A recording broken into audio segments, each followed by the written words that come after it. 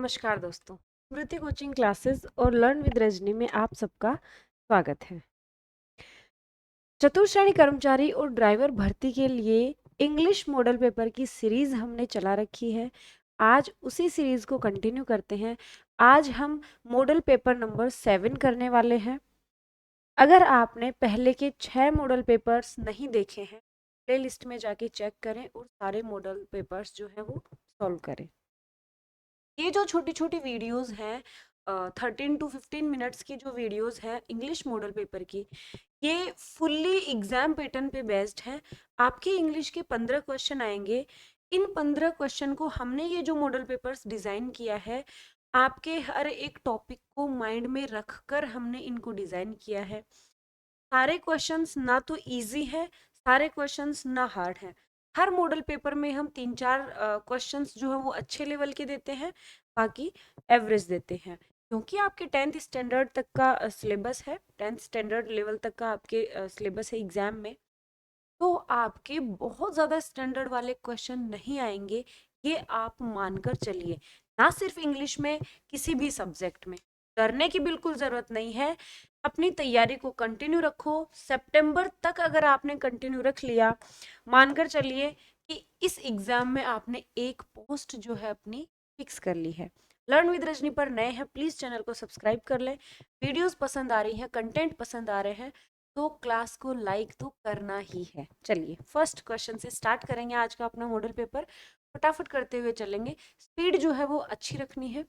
Select the sentence with proper use of apostrophe. बेटा आपके एक पंक्चुएशन नाम का टॉपिक है।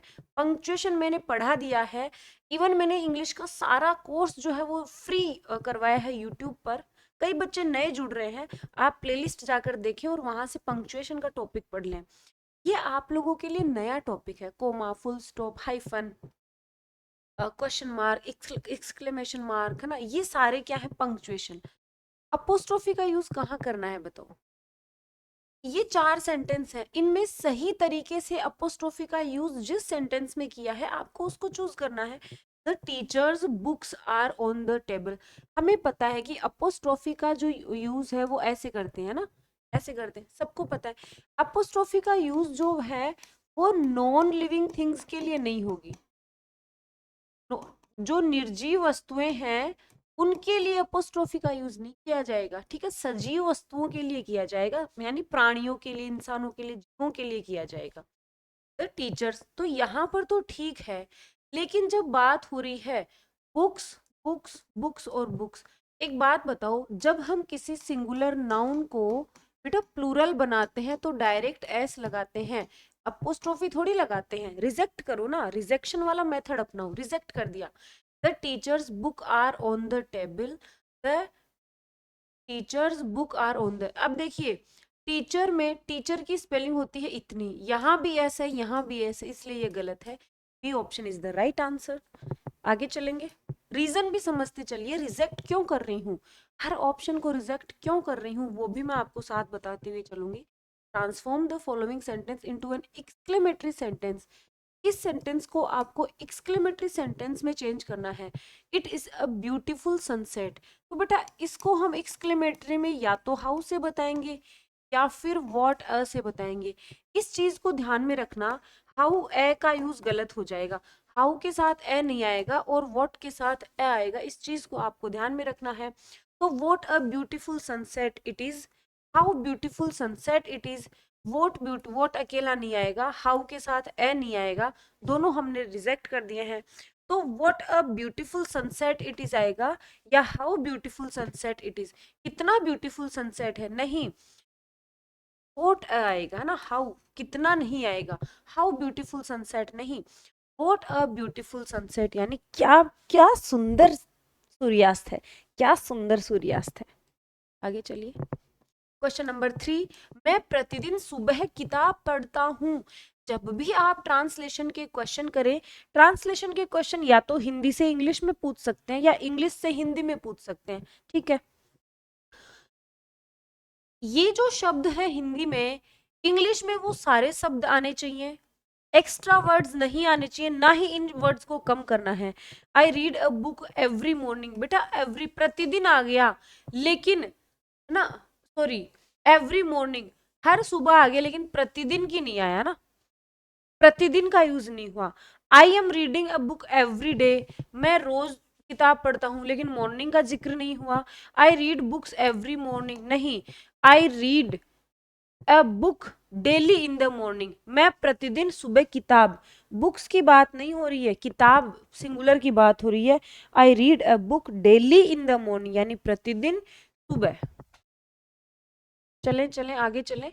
Diwali are celebrated with lights and sweets, बेटा टेंस का क्वेश्चन है, ठीक है, टेंस का क्वेश्चन है। दिवाली जो है वो फेस्टिवल है, एक बात बताओ, दिवाली सिंगुलर है या प्लूरल है? फटाफट आंसर दे दो, फटाफट आंसर दे दो। अंडरलाइन पार्ट को करेक्ट करो, करेक्शन ऑफ सेंटेंस से क्वेश्चन आया है। तो दिवाली सिंगुलर सब्जेक्ट है, तो सिंगुलर सब्जेक्ट के साथ आर कैसे आ सकता है? इज लगाओ भाई, इज लगाओ। तो दिवाली इज सेलिब्रेटेड, बेटा बी के बाद में be, is am are was were be being और बीन, ये सब बी के पार्ट है, बी की फॉर्म्स हैं। बी के बाद में क्या आता है? वर्ब की थर्ड फॉर्म आता है, तो ये फर्स्ट फॉर्म है इसलिए गलत है, थर्ड फॉर्म आएगी सेलिब्रेटेड। चलें आगे चलें। अगर आप स्मृति का कोई भी कोर्स लेने के इच्छुक हैं, बहुत ही शानदार ऑफर चल रहा है 1 से 7 मई के लिए, 1 से 7 मई के लिए ऑफर चल रहा है। आपको 1 ईयर कैपिटल में टाइप करना है, कैपिटल में 1 ईयर टाइप करके कूपन कोड लगा लेना। हर एक कोर्स पर आपको विशेष छूट मिलेगी, चाहे वो बैच हो, चाहे बैच और टेस्ट सीरीज का कॉम्बो हो, चाहे हमारी टेस्ट सीरीज हो। चतुर्श्रेणी कर्मचारी और ड्राइवर भर्ती के लिए हमने एक स्पेशल टेस्ट सीरीज डिजाइन की है, जिसमें पूरे 70 टेस्ट हम आपको दे रहे हैं। अगर आप थ्योरी पढ़ लोगे, क्वेश्चन नहीं करोगे, तो कोई मतलब नहीं है उस थ्योरी पढ़ने का। ये जो 70 क्वेश्चन है, 70 टेस्ट है, ये सिर्फ जो टेस्ट सीरीज है वो इंग्लिश की नहीं है, ये ऑल सब्जेक्ट्स की है, सभी सब्जेक्ट्स के लिए ये टेस्ट सीरीज है। तो इसमें 5 बार आप रिवीजन कर लोगे हर एक टॉपिक का, हर सब्जेक्ट का। 32 टॉपिक वाइज है, 13 रिवीजन टेस्ट है, 10 सब्जेक्ट वाइज और 15 फुल टेस्ट है। टेस्ट सीरीज हमारी शुरू हो चुकी है, जल्दी से जाकर 7 मई तक हमारा जो है वो कूपन लगा लेना। 1 ईयर कूपन लगाकर आप कोई भी कोर्स परचेज कर सकते हैं स्मृति पे, तो आप डिले ना करें, फटाफट जाकर अगर आप लेने के इच्छुक हैं कोर्स टेस्ट सीरीज जो भी, आप परचेज कर सकते हैं। आगे आइए। She loses her temper when visiting, बेटा ये वर्ड्स रॉन्गली यूज्ड से क्वेश्चन है, ठीक है। ये क्या है लूजेस? अब एक बात बताओ, एक तो है लूज, एक है लॉस और एक है लॉस। बेटा लॉस तो होता है नाउन, लॉस क्या है? लॉस नाउन है, क्या है? नाउन, इसका मतलब होता है हानि, ठीक है। लूस एडजेक्टिव है, क्या है? एडजेक्टिव, इसका मतलब होता है ढीला, ढीला। और लॉस जो है वो वर्ब है, क्या है? वर्ब, इसका मतलब है खोना, क्या मतलब है? खोना। इन तीनों को अच्छे से याद कर लेना, बहुत ही एग्जाम्स में ये क्वेश्चन पूछे गए हैं। लॉस, लूस और लॉस, बहुत एग्जाम्स में इन वर्ड्स से क्वेश्चन आए, हो सकता है आपके भी ये आ जाए। अच्छा क्वेश्चन है। बेटा शी सब्जेक्ट है, तो सब्जेक्ट के बाद हमें वर्ब चाहिए, हमें एडजेक्टिव नहीं चाहिए, वर्ब चाहिए। तो हर temper when visiting crowded markets in Jaipur, जब वो भीड़ भाड़ वाले मार्केट में जयपुर में घूम रही थी तो उसने खो दिया, क्या आएगा?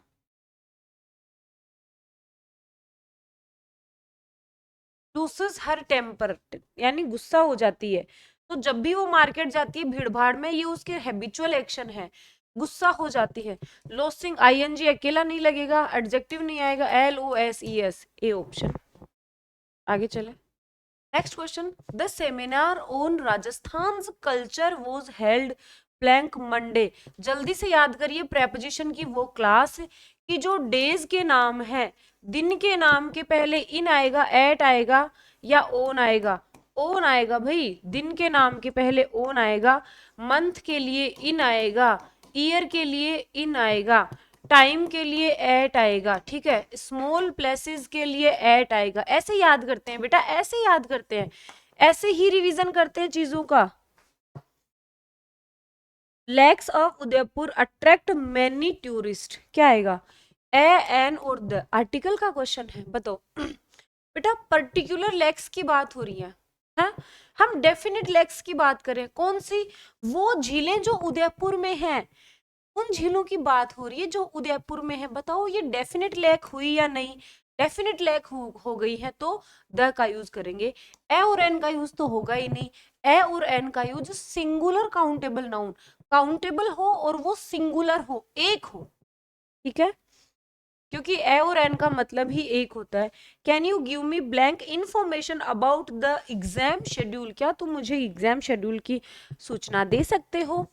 इंफॉर्मेशन, इंफॉर्मेशन, सूचना अनकाउंटेबल नाउन होता है। क्या होता है?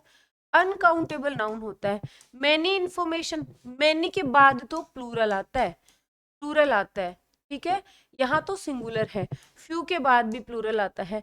अब एवरी इंफॉर्मेशन आएगा, सम इंफॉर्मेशन।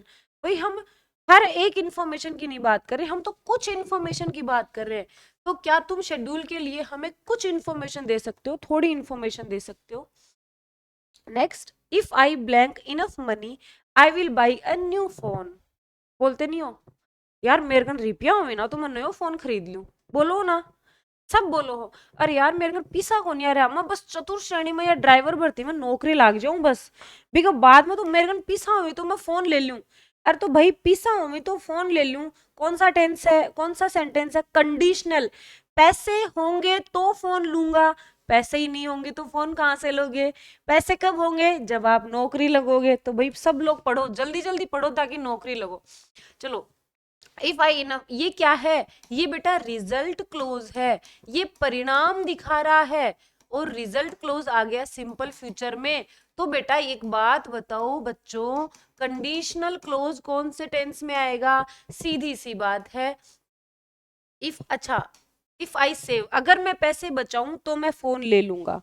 तो इफ आई सेव, आई के साथ वर्ब की फर्स्ट फॉर्म आती है, एस या एस नहीं लगेगा, पास्ट टेंस की फॉर्म नहीं आएगी, आईएनजी फॉर्म नहीं आएगी। आ रहा है क्या? अच्छा सेंटेंस, अच्छे क्वेश्चंस हैं, मजा आ रहा है मॉडल पेपर सॉल्व करने में। When I called her, जब मैंने उसको कॉल किया, she blank a book। एक बात बताओ, पास्ट में कोई काम चल रहा था, यहां से काम होना शुरू हुआ, चल रहा है चल रहा है चल रहा है चल रहा है चल रहा है, कंटिन्यू है बेटा ये काम। पास्ट में कोई काम कंटिन्यू है, इसकी कंटिन्यूटी के बीच में एक काम हो गया, एक काम हो गया फोन करना, एक काम हो गया फोन करना। क्या काम हो गया? फोन करना, ठीक है। और यहाँ कंटिन्यू चल रहा था किताब पढ़ना, किताब, भाई दो क्रिया हुई, दो काम हुए। तो किताब तो वो पहले से पढ़ रही थी, जब वो किताब पढ़ रही थी तब मैंने उसको फोन किया, तो बीच में हुआ फोन करना और किताब पढ़ रही थी, तो ये आ जाएगा कॉन्टिन्यूअस में वॉज रीडिंग, और उसके बीच में एक काम हो गया फोन करना। क्या आएगा? Was reading. नेक्स्ट है शिष्टमंडल को क्या कहेंगे? बेटा कमीशन को कहते हैं आयोग, डायरेक्शन को कहते हैं निर्देश, अक्यूजेशन को कहेंगे आरोपण, और शिष्टमंडल को कहेंगे डेलीगेशन। क्या कहेंगे बच्चों?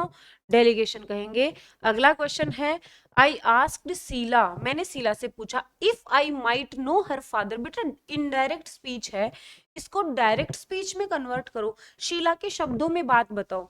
तो भाई यहाँ माइट आया है, तो इतना तो हम पढ़ चुके हैं कि डायरेक्ट स्पीच में होगा, ठीक है, यहाँ में नहीं है, यहाँ में नहीं है। मैं कह रही हूँ रिजेक्शन वाला मेथड अपना दो, ये दो।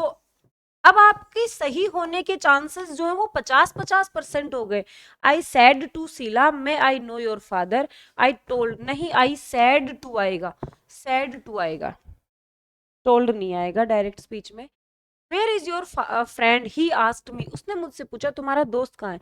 इसको इनडायरेक्ट स्पीच में बनाओ, क्या बनाओगे? ही आस्क्ड मी, अबाउट से नहीं आएगा, ये जो वेयर है ना, वेयर, इसी WH वर्ड से कनेक्ट करो, ठीक है। तो यहाँ WH वर्ड नहीं है, यहाँ WH वर्ड नहीं है, और ये तो वैसे भी क्वेश्चन ऐसा का ऐसा आ गया, इसलिए भी गलत है। क्यों? क्योंकि इनडायरेक्ट डायरेक्ट स्पीच में जो प्रश्न है वो इनडायरेक्ट स्पीच में असर्टिव सेंटेंस बन जाएगा। तो he asked me where my friend was, he asked me where my friend is कैसे आएगा? डायरेक्ट स्पीच में जो टेंस है बेटा, प्रेजेंट टेंस पास्ट टेंस में चेंज हो जाएगा, वो जाएगा। A option is the right answer. 14 number का क्वेश्चन देखिए, who can question Gandhi's integrity, who can question Gandhi's integrity. ये एक्टिव वॉइस है, इसको पैसिव वॉइस में चेंज करो। एक्टिव वॉइस को पैसिव में चेंज करते हैं, no change in tense, no change in sense, use be plus verb third. Tense में बदलाव मत करो, सेंस में अर्थ में बदलाव मत करो, बी प्लस वर्ब थर्ड आनी चाहिए। ये लो, एक्टिव पैसिव कंप्लीट, 3 सेंटेंस में एक्टिव पैसिव कंप्लीट। तो कैन को कुड में चेंज नहीं करेंगे, ठीक है। बाई हुम गांधीज इंटेग्रिटी, इज बी नहीं आएगा, कैन का आना जरूरी है। By whom can Gandhi's integrity be question, Gandhi's integrity can be question, by whom नहीं, पहले आएगा। तो by whom can Gandhi's integrity be question, ठीक है। टेंस भी चेंज नहीं किया, टेंस भी चेंज नहीं किया, बी के बाद वर्ब की थर्ड फॉर्म आ गई।